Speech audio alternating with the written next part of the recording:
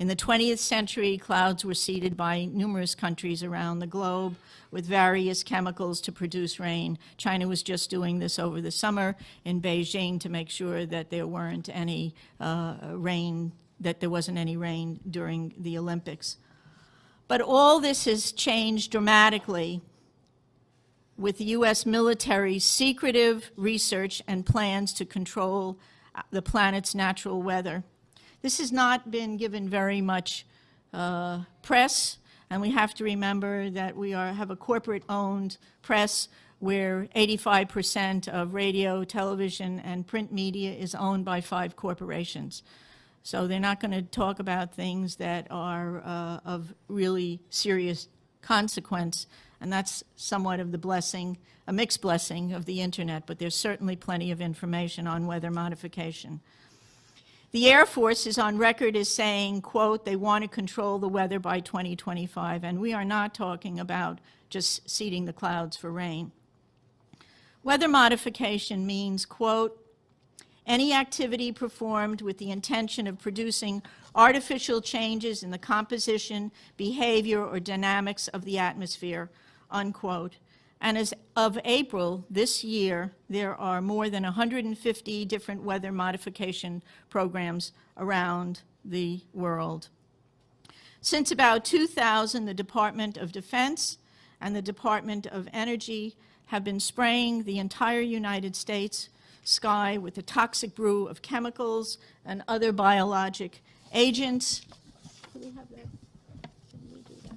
Just want to show you something. We have 2 different kinds of trails in the sky right now. One are called contrails. How many of you know what contrails are? Contrails are what have been around from the ends of planes since World War II.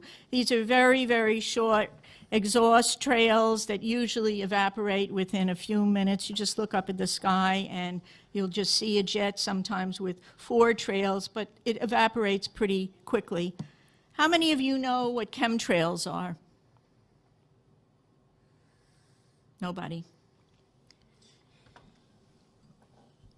The military and some commercial planes are spraying us with what are called chemtrails. I want you to look at the, and oftentimes before there's a weather front, there are heavy assaults from these planes just before a weather front is changed and comes in. Military and some commercial jets have been fitted with huge barrels of at least 49 different kinds of documented chemical poisons.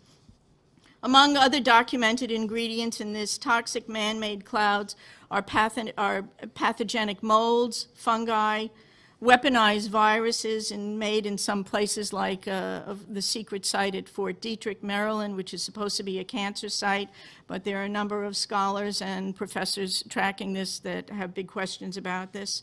Barium and nanoaluminum particles. What do these do to the human body? Barium is an alkaline earth mineral. It was discovered in 1774. At low doses, it can act as a muscle stimulant. At high doses, it detrimentally affects the heart and the nervous system. Barium is toxic to all mammals, and that means not just humans. Aluminum, which is the most abundant metal in the Earth's crust, is known to diminish kidney function and destroy brain cells and cognitive function. Just think about it. Just between the aluminum and the mercury that we're breathing all the time, we've got already a serious issue about brain function and cognitive function. There is also documented evidence that the aluminum in chemtrails is released as nanoparticles, and that when they reach the Earth environment for wildlife, in lakes and streams, it's causing serious problems with wildlife there. Researchers are also finding that nanoparticles interfere with the growth of plants. Nanotechnology is totally unregulated.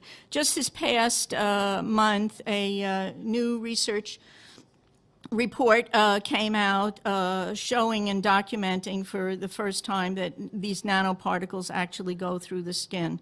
Well, if you breathe them, whether they go through the skin or whether you're inhaling them, it's still a problem, a serious problem.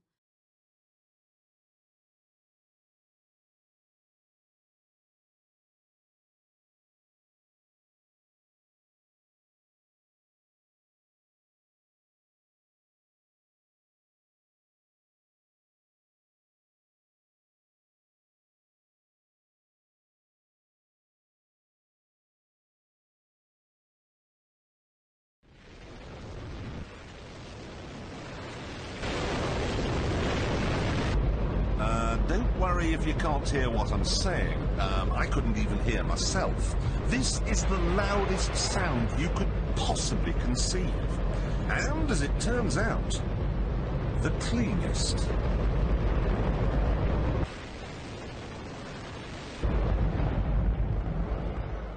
Now, the most amazing thing is that that cloud up there, which was generated by the engine, is just a mixture of hydrogen and oxygen. It's water vapour. And in about an hour's time, someone in Mississippi is going to get wet washing. It will actually rain. I told you! It's raining! That's unbelievable! Oh, NASA's playing God.